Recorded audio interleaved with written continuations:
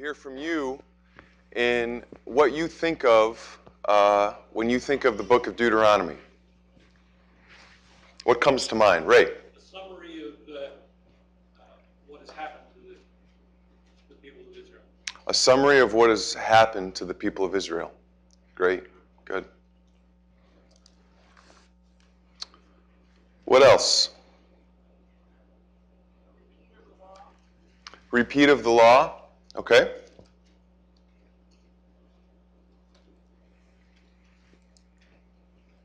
Alex? Moses' final address. Yep, good. Somebody else? Patty?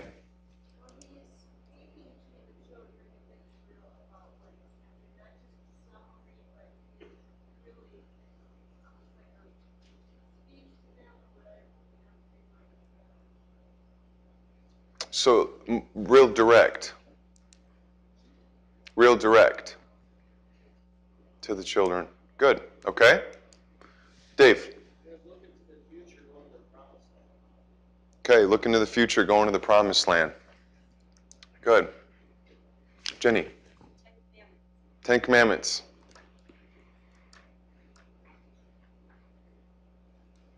Anyone else?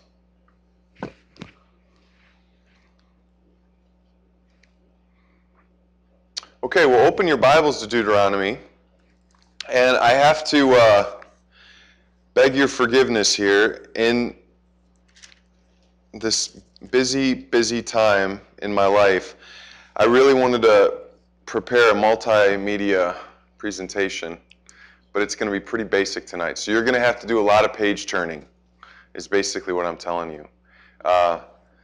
Because we're going to have to look up a lot of passages that I would have liked to put on the screen, because there's a lot, and it would have saved time, and we maybe would have been able to get farther in the study. But hopefully we'll cover a lot of ground. Before Peter, we go to the first point, I just want to comment on some of the things you guys have just shared. Some of the things have been said. Summary, repeating Israel's history, Moses' final plea,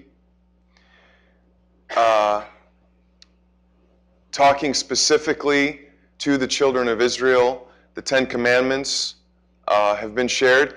Now, have the Ten Commandments been shared before? They have. And so the question is, why the summary? Why repeat this if we've seen it before? Now, there's new information that comes to light in Deuteronomy that we didn't know in the previous books, but a lot of it is going over details that we've already covered. And so the question is what's the point of that? And so we have to ask ourselves, where is Israel at this point? Dave's answer brought us a little bit, what's that? They're still in the wilderness, but they're on the cusp of entering into the promised land from a different location where they did before, but they're near the promised land. Because remember, how does the book end?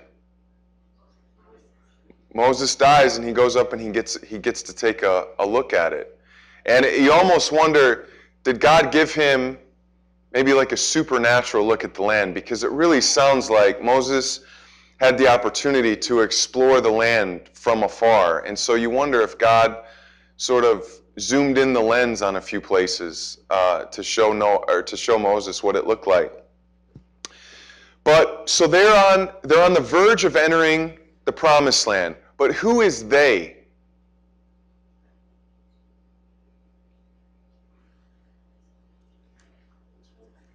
The children. Very good. Everyone over 20 at this point is, right? Yeah, I said to the students and youth group during a Sunday school class one time, how would you like to have been? Now, Moses ultimately was probably the last one to go, but how would you have liked to have been one of the last few people to go? Do you think some of the younger people would have been looking at your tent every day to see if you came out? Now, we know that it was 40 years, that there was a cap on that, and that the Lord was going to be faithful with it. But all of the people over 20 have passed away. And so Deuteronomy serves as a covenant renewal for the next generation. So this is the point of Moses going over everything that their parents heard. He's going over it again because this is a fresh generation that also needs to commit to the covenant. And so when you look at chapter 29, you'll see things like this. In verse 1, Moses says this: "These are the words of the covenant that the Lord commanded Moses to make with the people of Israel in the land of Moab, besides the covenant that he had made with them at Horeb." Horeb is another word for Sinai. And so this is like a covenant renewal. He's talking to the younger generation. He's saying, you too need to commit. And his plea is really commit. Because your parents committed, but they didn't really commit. And so he's saying, be different than your fathers. Be different. Moses was around and he dealt with their parents and he knew what they were like. And so he's pleading with these children that are now adults, be different.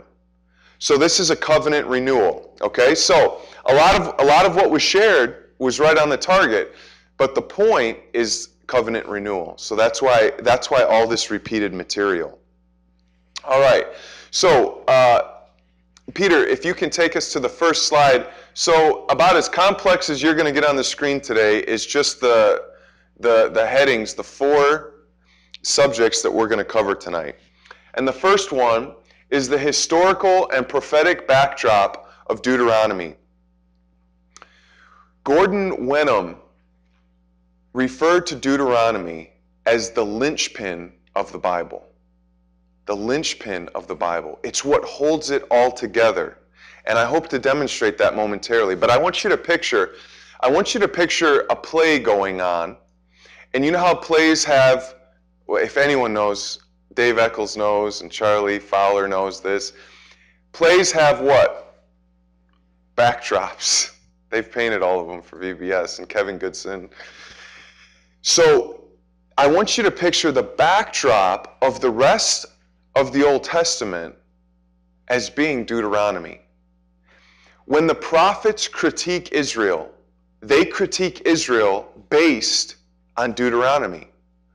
When you look through the historical books, which is essentially Joshua through 2 Kings, cover the gamut of Israel's history. When you look at all that material in the historical books, everything is in reference to Deuteronomy. How do you know if a king's a good king or a bad king? When we get to 1st and 2nd Kings, you're going to see, and this king, well, he did evil in the sight of the Lord. What qualifies as evil in the sight of the Lord? Not following Deuteronomy, essentially. And if a king does well in the sight of the Lord, well, he's taking literally Deuteronomy and he's physically fulfilling it. So Deuteronomy is such a pivotal book in that Moses is recapping everything and he's preparing this book for the next generation. Okay, so this is very, very crucial. I want you to turn to Deuteronomy chapter 17. Deuteronomy chapter 17, and I'm going to have someone simultaneously. James, I'll start with you and I'll begin working through the congregation here. If you can simultaneously look up 1 Kings 10, 1 Kings 10, and I'll have you read in a second verses 26 through 11:8. 1 Kings 10, 26 through 11:8. So if the rest of you would turn to Deuteronomy chapter 17. Okay, so this is God saying to Israel, you're going to get a king. Someday you're going to get a king. Right now, what is it called? What's Israel's political situation referred to as? Theocracy. Eventually, you're going to have a monarchy, and that's okay. It's not perfect. It's not ideal. But you're going to want to be like the other nations, and you're going to want a king. Here's how you run things when that happens. Okay, and we know that Samuel and Saul are when that happens. But in verse 14, he says this, when you come into the land that the Lord your God is giving you, and you possess it, and dwell in it, and then say, I will set a king over me like all the nations that are around me. You may indeed set a king over you, whom the Lord your God will choose. One from among your brothers you shall set as king over you. You may not put a foreigner over you who is not your brother. Only he must not acquire, so these are the stipulations for this king, only he must not acquire many horses for himself, or cause the people to return to Egypt in order to acquire many horses, since the Lord has said to you, you shall never return that way again. And he shall not acquire many wives for himself, lest his heart turn away, nor shall he acquire for himself excessive silver and gold. Verse 18, and when he sits on the throne of his kingdom, he shall write for himself in a book a copy of this law. So he is to write himself a copy of this law, approved by the Levitical priests, and it shall be with him, and he shall read it in all the days of his life, that he may learn to fear the Lord his God by keeping all the words of this law and these statutes and doing them, that his heart may not be lifted up above his brothers, and that he may not turn aside from the commandment, either to the right hand or to the left, so that he may continue long in his kingdom, he and his children in Israel. So this is the rule for the king. So we want to look at the historical books and see how the historical books, namely 1 Kings, relates back to Deuteronomy. Okay, how does 1 Kings relate to Deuteronomy? Here we're talking about Solomon from the passage James will read. So go ahead, James. Solomon accumulated chariots and horses.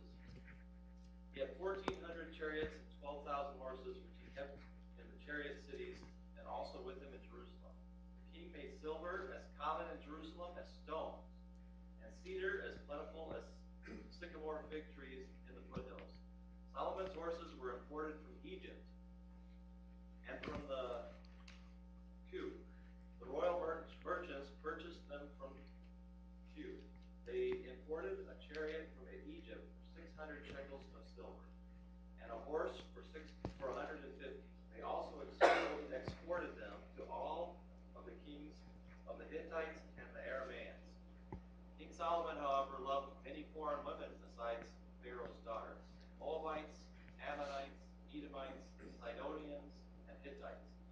They were from nations about which the Lord had told the Israelites, you must not intermarry with them, because they will surely turn your hearts after their gods. Nevertheless, Solomon held fast to them in love. He had 700 wives of royal birth and 300 concubines, and his wives led him astray. As Solomon grew old, his wives turned his heart after other gods. His heart was not fully devoted to the Lord his God, as the heart of David his father had been.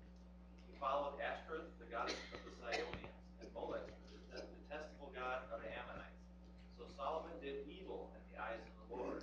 He did not follow the Lord completely, as David his father had done. On a hill east of Jerusalem, Solomon built a high place for Chemosh, the detestable god of Moab, and for Molech, the detestable god of the Ammonites. He did the same for all his foreign wives, who burned incense and offered sacrifices to their gods.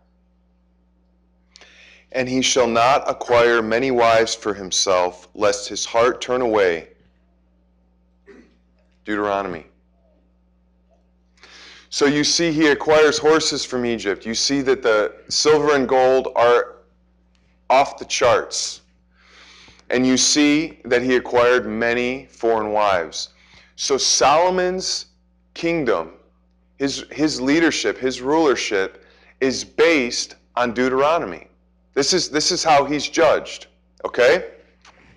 So again, what I'm trying to demonstrate is that everything comes back, everything past Deuteronomy, when it looks back, it generally looks back to Deuteronomy. That's not to say all the time, but it is to say that Deuteronomy just seems to tower above a lot of other books as God's express purpose for Israel. It stands out that way.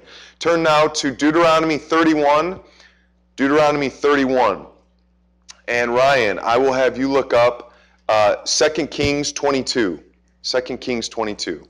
The rest of us turn to Deuteronomy 31.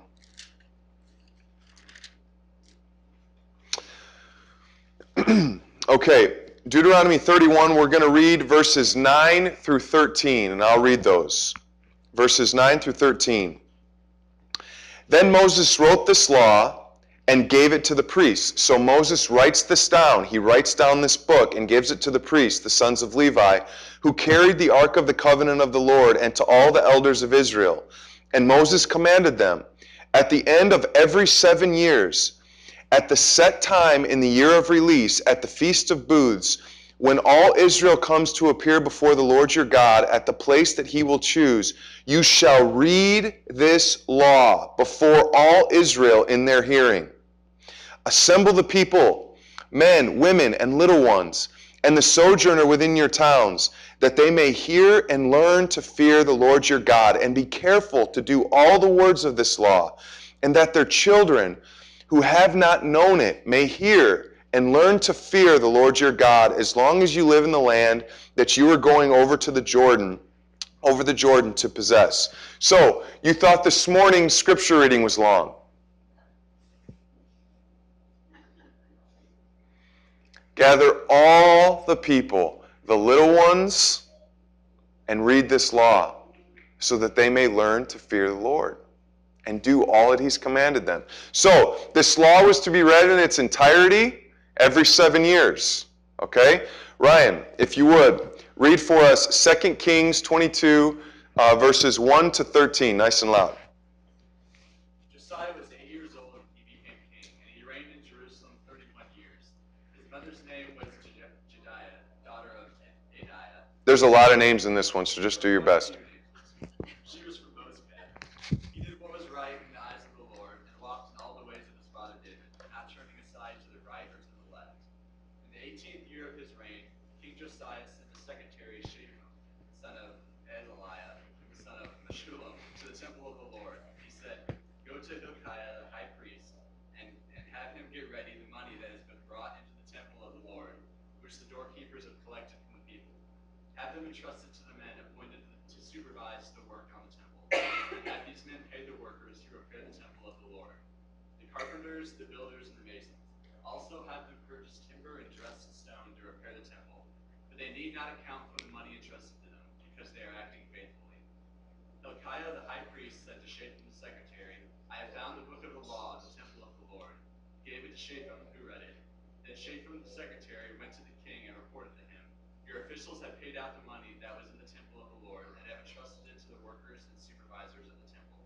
And Shaphan the secretary informed the king, "Hilkiah the priest has given me a book."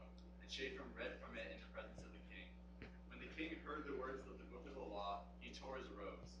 He gave these orders to Hilkiah the priest, Ahikam the son of Shaphan, Akbor the son of Micaiah, Shaphan the secretary, and Asaiah the king's attendant. "Go and inquire of the Lord for me and for the people and for all Judah about what is written in this book that has been found. Great is the Lord's anger that burns against us, because our fathers have not obeyed the words of this book. They have not acted in accordance with all that is written there concerning us." So, Israel's temple sort of looks like our parking lot if Nathan doesn't scrape the weeds off of it. It's a mess. And he goes to fix it up. He goes to get things back in order. And lo and behold, oops, we've neglected the law. He brings it to Josiah. Josiah reads it, hears it, tears his clothes. So this practice clearly was not practiced. And so Josiah gets it, and he gets things back in order. And so they send an emissary to this prophetess later in the passage, and they say, "What's going to happen to Israel?" And she said, "God's wrath is burning against Israel, just like Josiah thought it was. And it will come down on Israel, but it won't come down in Josiah's lifetime, because he heeded the word. and he did what the law said.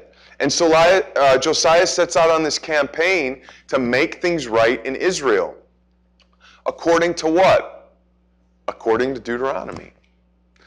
And so, again, what you see is it really helps me, for a simple-minded person, to condense the Old Testament and to say, okay, from Joshua to 2 Kings, you basically have Israel's history up to Jesus. We're getting there. It's summarizing everything, and all of the prophets find themselves within those books. In other words, the prophets don't chronologically come after 2 Kings. They are inside 1st and 2nd Kings. They're all talking to these different kings, walking up and saying, "You're not fearing God." And the king says, "Get out of here. I want to live life the way I want to. We have God's blessing. Stay away from me. You bother me." That's essentially the relationship for the majority of the time between the prophet and the king. The prophet says, "You're not listening. You're not listening. You're not listening." He says, "I don't care. Get out of here." And so this is the relationship you have going on, and then you get into Ezra and Nehemiah, where they begin going back in after captivity. But all of these historical books look back to Deuteronomy, generally speaking. Now, I want to consider for a second, and I'll read over these verses myself so that we can move on and get through all our points tonight. But I want to consider how the prophets reference Deuteronomy. Deuteronomy seems to be the prophet's favorite book. When they talk to a king, generally they're thinking Deuteronomy. That's a good general rule, not all the time, but frequently. Consider for a moment, and we can turn here since you're already in Deuteronomy, turn to Deuteronomy chapter 28. And let me say that Deuteronomy chapter 28, if you're ever going to do a study in the prophets, if you're ever going to say, okay, I'm going to buckle down and I'm going to read through the prophets, I'm going to really try, and I'm going to do it, read Deuteronomy 28 first. Read that first, because it really sets the backdrop for everything the prophets are looking to, okay? We're just going to consider one small portion of Deuteronomy chapter 28 and show you how frequently it's used in the prophets. All right, so Deuteronomy chapter 28, verse 38, and I will read it here. So he's saying, this is what's going to happen if you don't follow the law. This is what's going to happen. This is going to be one of the outcomes. One of the consequences. You shall carry much seed into the field, and shall gather in little, for the locust shall consume it. You shall plant, in 39, you shall plant vineyards and dress them, but you shall neither drink of the wine, nor gather the grapes, for the worm shall eat them. You shall have olive trees throughout all your territory, but you shall not anoint yourself with the oil, for your olives shall drop off. And so, and let me read just to verse 42. Let me read verse 42, actually. The cricket shall possess all your trees and the fruit of your ground. So, these are the ideas. You're going to work, but you're not going to get anything back. Consider Isaiah 5:9, and I'm just going to read these off in succession. Isaiah 5:9 through 10.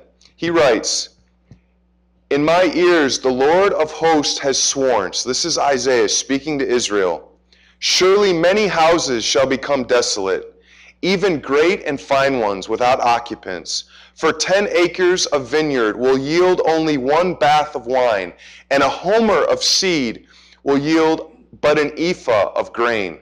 In other words, your output will have no input. And again, he's thinking back of Deuteronomy 28. Micah 6:15, he says, "You will sow, but you will not reap. You will tread the olive, but you will not anoint yourself with oil, and the grapes, but you will not drink wine." Haggai 1:6, he says, "You have sown much, but harvest little. You eat, but there is not enough to be satisfied. You drink, but there is not enough to become drunk. You put on clothing, but no one is warm enough. And he who earns wages to put into a purse with holes." Consider Joel 1:1 through 4. "The word of the Lord that came to Joel, son of Pethuel. Hear this, O elders, and listen, all inhabitants of the land. Has anything like this happened in your days or in your fathers' days? Tell your sons about it, and let your sons tell their sons, and their sons the next generation. what the gnawing locust has left, the swarming locust has eaten, and what the swarming locust has left, the creeping locust has eaten. And what the creeping locust has left, the stripping locust has eaten. So you see, all of these prophets are well versed in Deuteronomy. They see what's happening and they're saying, oh, that's because of this. Oh, that's because of this. Think about the prophet Elijah. When James writes in the New Testament, he says, James looks at Elijah and says, look, he prayed and the rain stopped. He prayed again and the rain started. Did Elijah just walk through earth and say, you know, God, I have an idea of what will get them. Stop the rain. And God says, great idea. Stop the rain. Is that how it went? No, Elijah looks back at the law, and I don't have the passage here, right? I think, but it talks about it. Yeah, let's see. Oh, sorry, it's going to take me a while. But he stops the rain. It's in Numbers 28, where the rains will dry up, and there will be a famine. So Elijah is simply looking back to Deuteronomy 28, and he's saying, God, do what your will said. Do what your word said. And God stops the rain. Okay, so again, Deuteronomy, linchpin of the Old Testament. Second point, the missiological point of the law, nations in view. So when you read Deuteronomy, what you end up hearing is you see all these little snippets about the nations, about the globe. And so what we want to ask ourselves is, we know from a long time ago when we first started this study that I gave a look of the Bible in 4 chapters, okay? The first one was creation. The second one was the fall, right? The third one was redemption.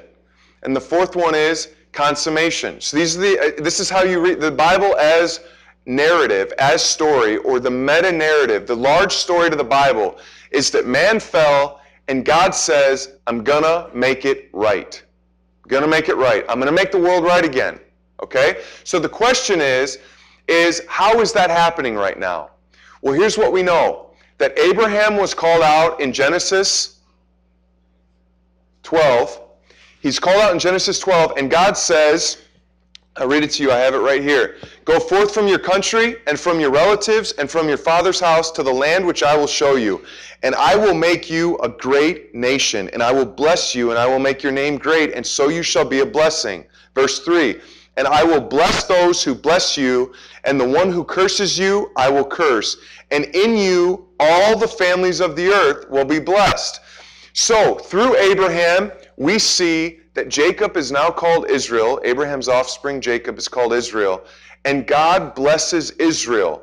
Why does he bless Israel? For his name's sake? Anything else? Why did he bless Abraham? Why did he bless Abraham? Let me ask you. Picture Abraham with a cup. And God says, I'm going to fill it up. Does he stop at the top? Why does it overflow? Because he's going to bless all the families of the earth. So Abraham holds his cup, and God just keeps pouring. And it just keeps going off and keeps going off and keeps going off. Why? So that a pool begins to develop. So that rivers begin to develop. So that fountains begin to develop. And so that water covers the earth so that all the nations can be blessed.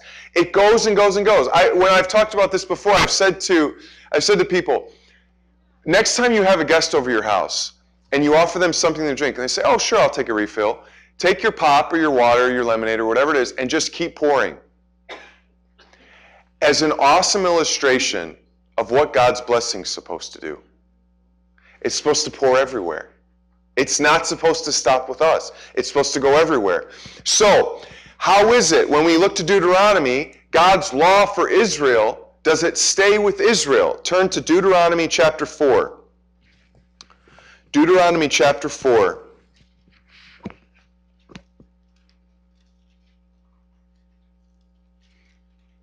Okay? Deuteronomy chapter 4, and we'll read verses 5 through 9.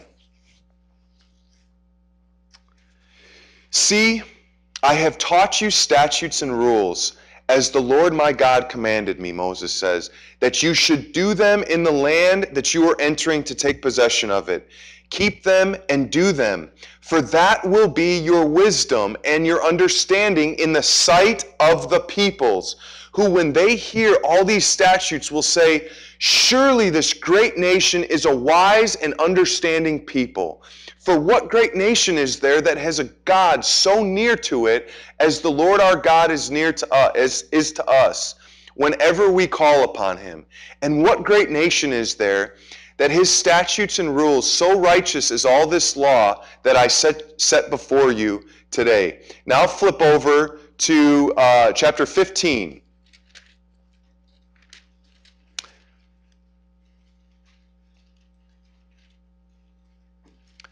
Chapter 15, verses 6 and 7. For the Lord your God will bless you as he promised you, and you shall lend to many nations, but you shall not borrow. And you shall rule over many nations, but they shall not rule over you. And then he goes on to say how to take care of your brothers, which I'll read this because it'll become significant in a moment. Verses 7 and 8. If among you one of your brothers should become poor in any of your towns within your land that the Lord your God is giving you, you shall not harden your heart or shut your hand against your poor brother, but you shall open your hand to him and lend sufficient for his need, whatever it may be. Okay, now I want you to turn over to chapter 26. Chapter 26, verses 18 and 19.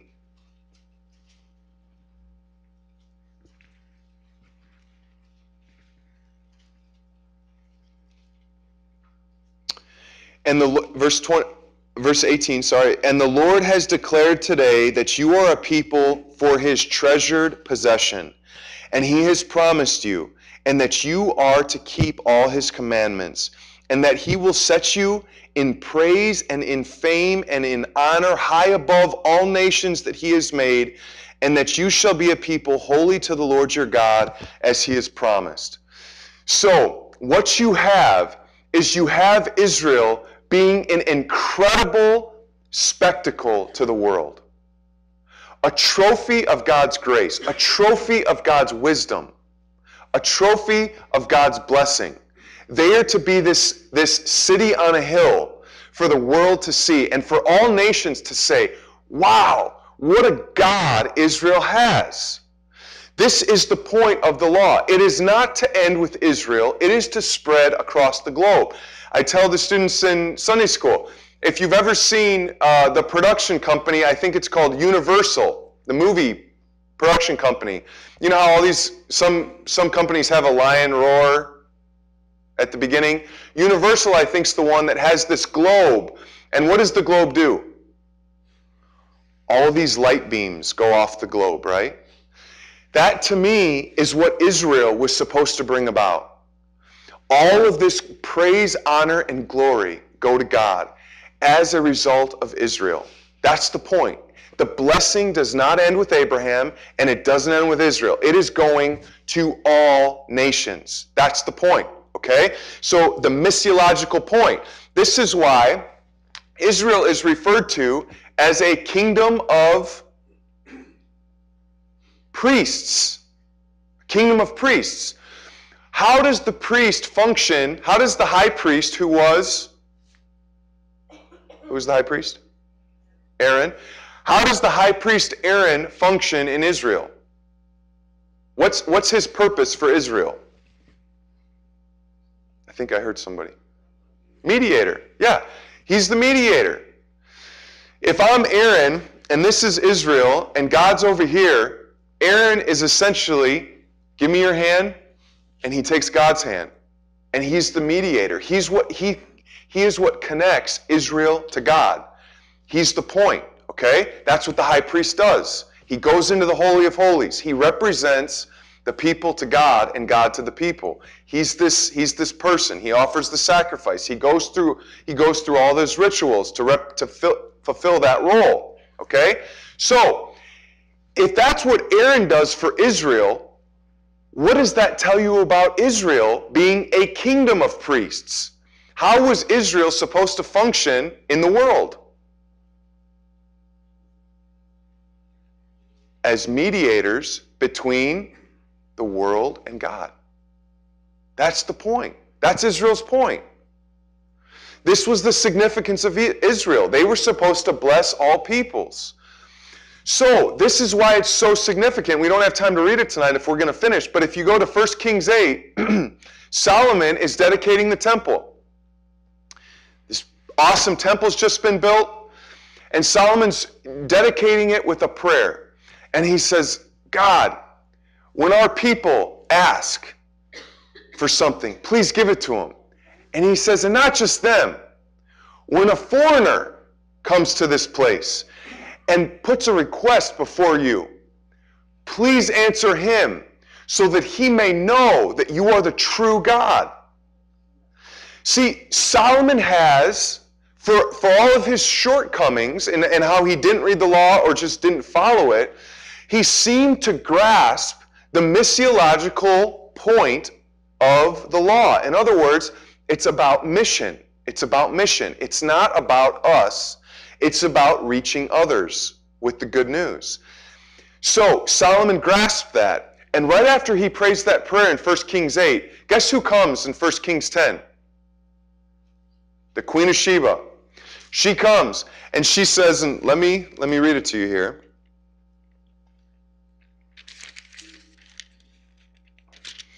She comes and she says, the report was true that I heard in my own land of your words and your wisdom, but I did not believe the reports until I came and my own eyes had seen it. And behold, the half was not told me. Your wisdom and prosperity surpassed the report I heard. Happy are your men, happy are your servants who continually stand before you and hear your wisdom. Blessed be the Lord your God who has delighted in you and set you on the throne of Israel, because the Lord loved Israel forever.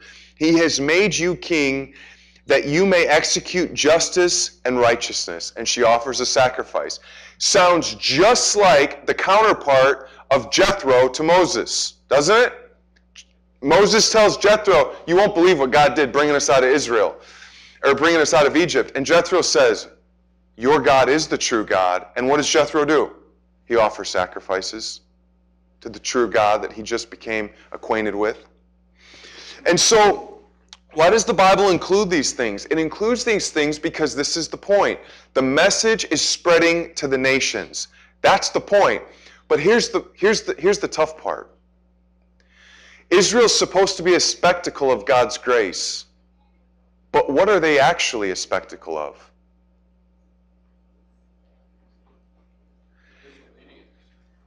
The way, when we get to the prophets, God will say, you have profaned my name among the nations. Again, supporting the missiological point. You were supposed to spread my name in a good way among the nations. That was the game plan, and you blew it. And you weren't just quiet, you profaned it. And the reason I read the part about lending to nations, that's how it was supposed to be. And then after he talks about lending to nations, he talks about how to take care of your own family. Well, when you start reading the prophets, you find out not only did they not lend to other nations, they didn't even care about their own kin. When you read the prophets, they talk about women as the cows of Bashan because they're not cognizant of their people who are hungry. He talks about them going to sleep on their ivory beds while their brothers and sisters in Israel go hungry. And so Israel, while they were supposed to spread their arms and encompass the globe with God's blessing, they didn't even have the wherewithal, the compassion to care about their family members, their brothers and sisters of Israel. And so you see that the missiological point was blown.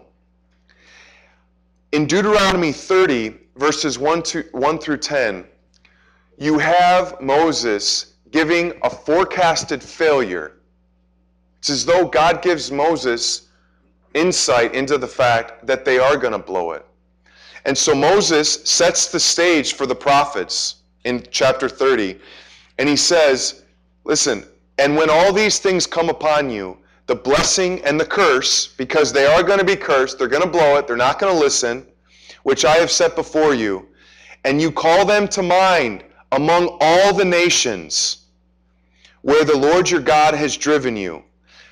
If somebody gets this answer, I'll tell you, what will cause Israel from Deuteronomy to call God's word from Deuteronomy to mind?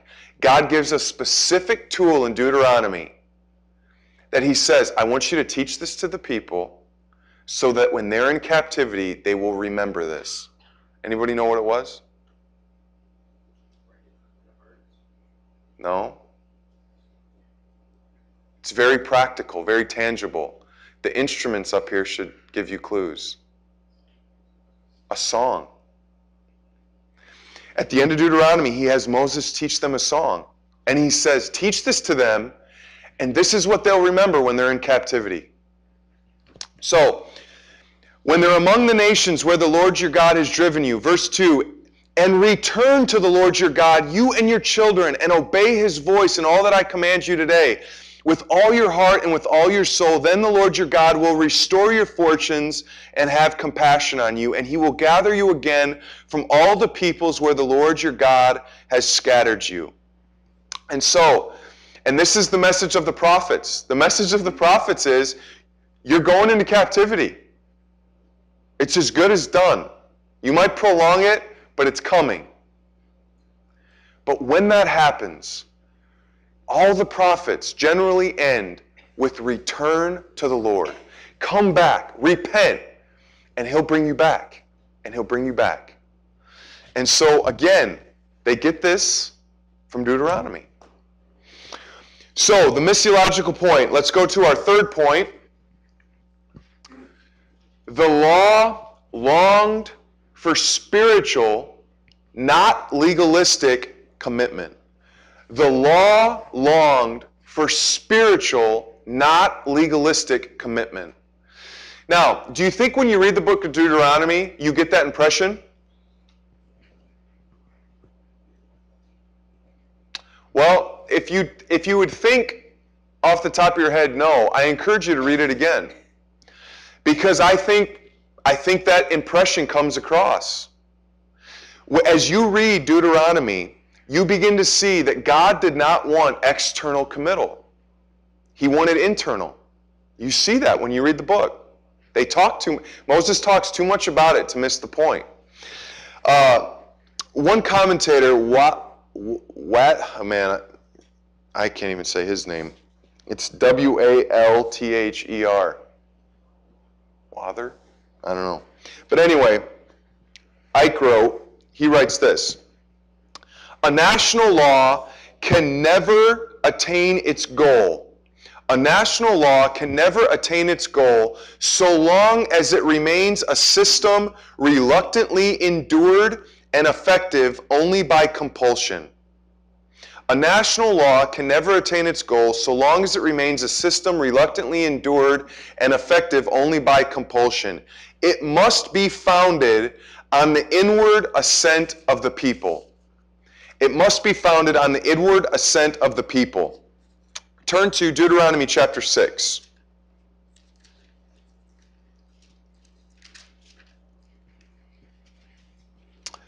Deuteronomy chapter 6.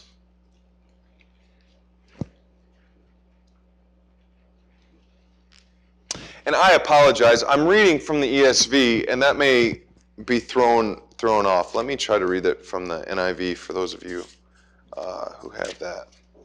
Deuteronomy chapter 6. Okay, let me start in verse 5. Love the Lord your God with all your heart and with all your soul and with all your strength. These commandments that I give you today are to be upon your hearts. Impress them on your children. Talk about them when you sit at home and when you walk along the road and when you lie down and when you get up. Tie them as symbols on your hands and bind them on your foreheads. Write them on the doorframes of your houses and on your gates. When the Lord your God brings you into the land he swore to your fathers, to Abraham, Isaac, and Jacob to give you, a land with large, flourishing cities you did not build, houses filled with all kinds of good things you did not provide, wells you did not dig, and vineyards and olive groves you did not plant. Then you will eat. Then when you eat and are satisfied, be careful that you do not forget the Lord who brought you out of Egypt, out of the land of slavery. Does this sound like legalistic external regulation? I mean, this sounds like something a father would say to the son, wouldn't it? Something like that, if he's going off to camp maybe for a week. Say, listen, I'm not going to be around to watch you. This is a father-son relationship, and actually the father-son relationship is a theme in Deuteronomy. It comes up in Deuteronomy very frequently about God carrying Israel as a father carries his son. It comes up. So this is not external regulation. This is not what God wanted from his people. So the law was not about this. There are some other things that I'll just glance over here. He has the Levites teach the law. So what you essentially have is you essentially had the Levites as today's pastors. Because sometimes you might think, so was the law just read and everyone was supposed to understand it and just go with it? There are several passages that indicate that the Levitical priesthood actually expounded the law. They taught on it. So it wasn't just this rule number 31, read it. It was described. It was explained. So the Levites did this. It talks about it in chapter 31. You had the heads of families teach it to their children. You had liturgical seasons where they had different things. I mean, they had the booths where they go out, the Feast of Booths, where they slept in tents. So they'd leave the houses. They were supposed to leave their houses when they got into the land and actually take their own little wilderness trip and sleep in tents to remind them of how God provided for them, how he offered provision for them in the wilderness. So God gave these little handy remembrance tools. Let's see, in chapter 27, they're about to cross the Jordan. And God says, listen, when you go over the Jordan, what I want you to do is because I'm going to part it, I want you to take 12 stones from the Jordan and I want you to set them up so that your children can come to them and they can remember what I did when you crossed the Jordan. When they go there to fish and they see the raging river, they can remember, man, God parted this. So again, these are different things. The Song of Moses in chapter 31. God specifically assigned this song for Moses to teach the people so that it would be in their brain. Maybe music sticks with us better than, there's a certain word I'm thinking of. Type of teaching. Music seems to hang with us. And so God has him teach them a song. And then you have another frequent theme in Deuteronomy is teaching the children. It's all over. Teach this to the children. Teach this to the next generation. So you have this relationship. That's the point. A relationship going on, not external conformity. I close this segment with what Bruce Waltke says in his Old Testament theological survey. He writes this: the acceptance of God's stipulations stems from an unconditional trust in his person. So, how do you accept God's stipulations, his rules? From an unconditional trust in his person. Love and fear of him, and a desire to enjoy a personal covenant relationship with him. Not the sense of submitting either to a juridical code or to a book of priestly instruction. In the realm of the human spirit, There is an immense difference between having a relationship to an impersonal law and or keeping a law merely out of fear of the power of its author and having an unconditional trust in the author. So what God was after is he was after a trust. That's what he was after. What you see frequently going through Deuteronomy is Moses recounting the great feats of God in the past. And those great feats of God, those great acts of faithfulness are to do what for the future? Bolster trust.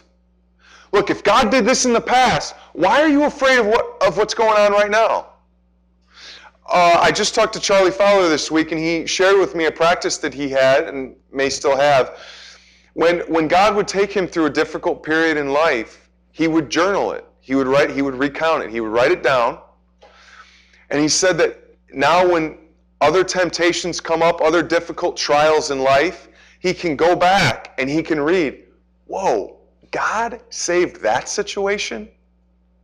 I never thought anything could happen to save that situation. And he saved it. He redeemed it. And so this is essentially what you have in Moses recounting Israel's history. Trust your father. Trust him. And essentially, why did Israel fail?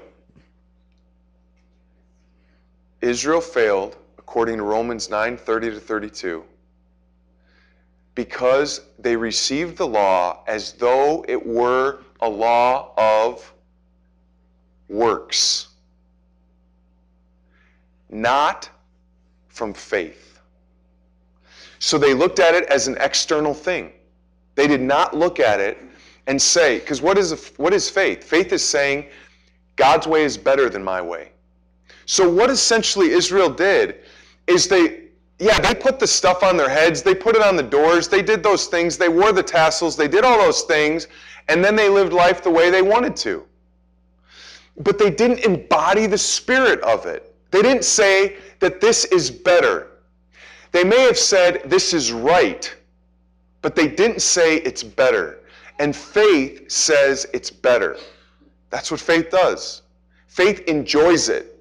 It doesn't just follow it. It enjoys it. It embraces it. And so this is what God wanted in the giving of the law. Okay, the last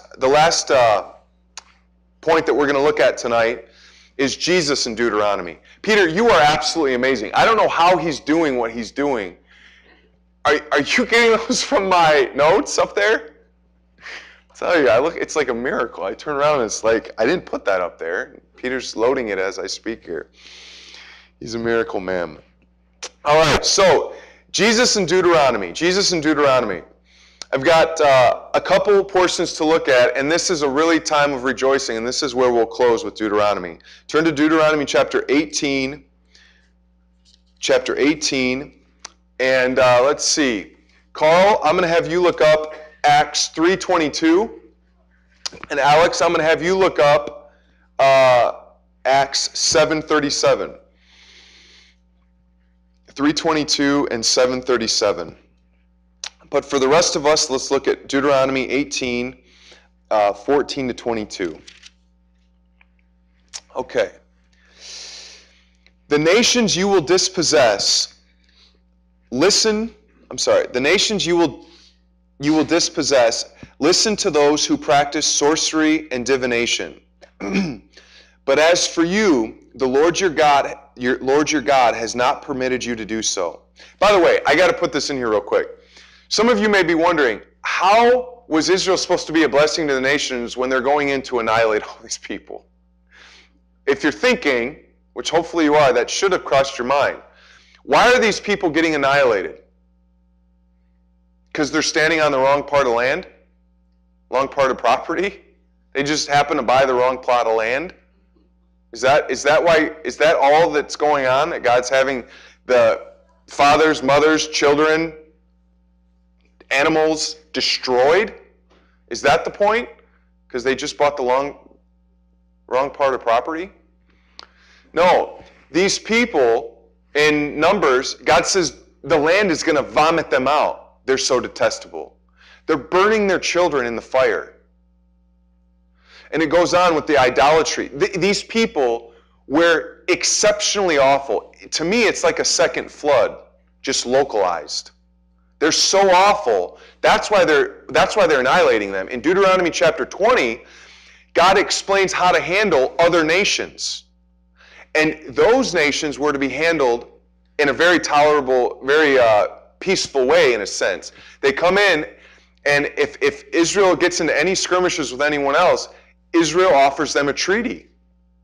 And if the people say, okay, we're at peace with you, Israel can have them serve them, but they don't annihilate them. But if they won't give Israel peace, then Israel is to take them out. And only the wives survive from that. But so, and again, you have the sojourners that were always welcome to Israel. And so the reason these specific nations are being annihilated was because of those specific nations. That wasn't for the globe. Okay. So, verse 15. The Lord your God will raise up for you a prophet like me from among your own brothers. You must listen to him. For this is what you asked of the Lord your God at Horeb on the day of the assembly, when you said, let us not hear the voice of the Lord your God, nor see this great fire anymore, or we will die. So, this prophet is going to be raised up, that's like Moses. Okay? That's what happens in Deuteronomy 18. So, Carl, if you read from us from Acts. 3:22, where Moses said, the Lord your God will raise up for you a prophet like me from among your own people. You must listen to everything he tells you. Okay. And this is, I should have turned to these myself. Because one of these is Stephen speaking, which wouldn't be that one. And the other one I think is Peter. And so Peter's preaching there, and he's referencing the prophet prophesied or promised in Deuteronomy 18 is Jesus. Okay, and then Alex, I think you have Stephen's passage here in 7:37. This is that Moses who told the Israelites, God will send you a prophet like me from your own people. Okay, so he's referring to Deuteronomy 18. The New Testament men understood as Jesus being this prophet promised for Moses. No one else comes close to Moses until Jesus. Okay? Okay, then I'm just going to reference a couple other similarities or connections between Jesus and Deuteronomy. Jesus said, how does he explain his relationship with the Father? I and the Father are one. Do you know that Jesus quotes from Deuteronomy more than any other book?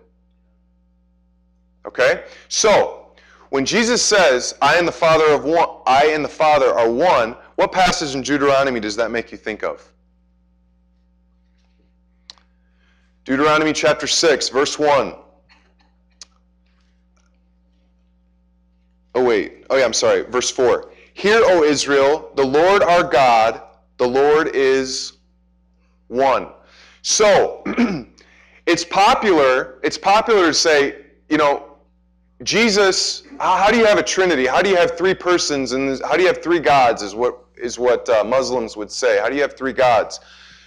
Well, clearly when Jesus talks about being one with the Father, if Deuteronomy is his favorite book, he quotes from it more than any other book, you'd think that he'd be familiar with this passage, the Shema, that was very familiar to Israel. So clearly Jesus understands this passage, and yet he still refers, I think it's two times, to him and the Father being one in the book of John. Okay, so that had to be in mind. Jesus quotes all of his responses to Satan in the wilderness are from the book of Deuteronomy. All three responses to Satan. Okay, what you have in Deuteronomy that we didn't have time to look at tonight is you have the constant and considerable care for the poor. We looked at that a little bit. And what do you see Jesus doing when he comes to this earth? He cares for the poor. He cares for the widows. Jesus is the fulfillment of the law. If you look at the law like a skeleton, Jesus puts flesh on that skeleton. He shows you what it's like. He shows you what the law was meant to do. And everybody missed it. Okay, let's see. Oh, interesting here.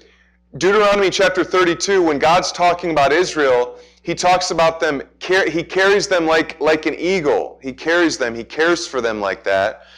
You have the Spirit of God hovering over the waters in the creation account. And then you have Jesus in the New Testament saying, how I've longed as a hen gathers her chicks. So you have them each using similar imagery. Let's see. Oh, this is an interesting one, and this is our second to last thing I'm going to point out here. So I want you to turn here. Deuteronomy chapter 7, verse 6 and 7. Deuteronomy chapter 7, verse 6 and 7. He says, for you are a people holy to the Lord your God. The Lord your God has chosen you out of all the peoples on the face of the earth to be his people, his treasured possession. Verse 7. The Lord did not set his affection on you and choose you because you were more numerous than other peoples, for you were the fewest of all peoples.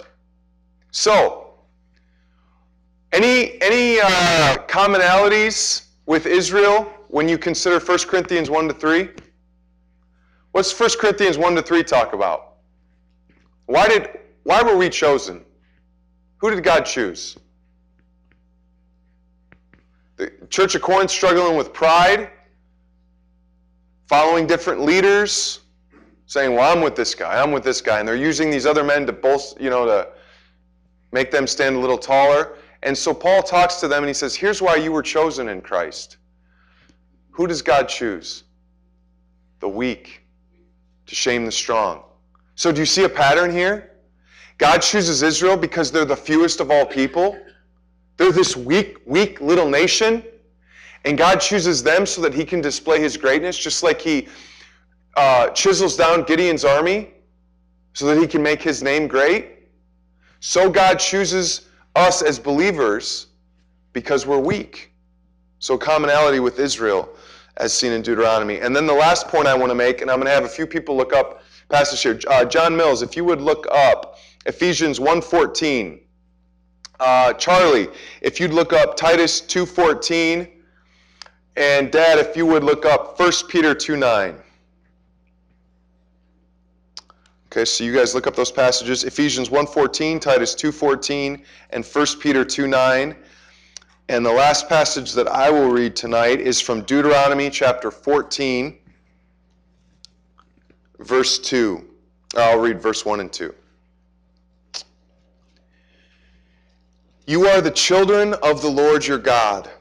Do not cut yourselves or shave the front of your heads for the dead, which was a custom of the nations surrounding them. For you are a people holy to the Lord your God. Out of all the peoples on the face of this earth, the Lord has chosen you to be his treasured possession. Okay? And you guys can read those in succession there. Go ahead, John. Ephesians 1:14, speaking of the Holy Spirit, says, who is a deposit guaranteeing our inheritance until the redemption of those who are God's possession to the praise of his word. God's possession. Okay, Charlie? Titus 2:14, who gave himself for us to redeem us from all wickedness and to purify for himself a people that are his very own, eager to do what is good. People his very own, just like Israel. Pastor. 1 Peter 2:9. But you are a chosen people, a royal priesthood, a holy nation, a people belonging to God, so that you may declare the praises of him who called you out of darkness into his wonderful light. So these are messages to the church that sound identical to the messages that God gave to Israel. And what we see is that Jesus comes on the scene, and what we didn't have time to go into is incredibly famous portion of Deuteronomy. In Deuteronomy chapter 30, what Carl brought up is that God, Moses says, up to this point you haven't understood anything because your hearts are not what? Circumcised. In Deuteronomy 36, but a time will come when God does circumcise your hearts. And that's what we see in Ezekiel 36, Jeremiah 31, in the new covenant. And when that time comes, the Lord will put his law in our hearts. And this is where Jesus comes and he says, I'm offering the new covenant. This is my blood poured out for you, the new covenant. And what begins to happen is, was Jesus successful in bringing the globe to his name? Jesus says it's going to be like a mustard seed that's small and grows up. And it grows up and all the birds come and rest in it. It's going to be like leaven in a lump of dough. And the leaven will begin to work its way through it. This is how the kingdom will work.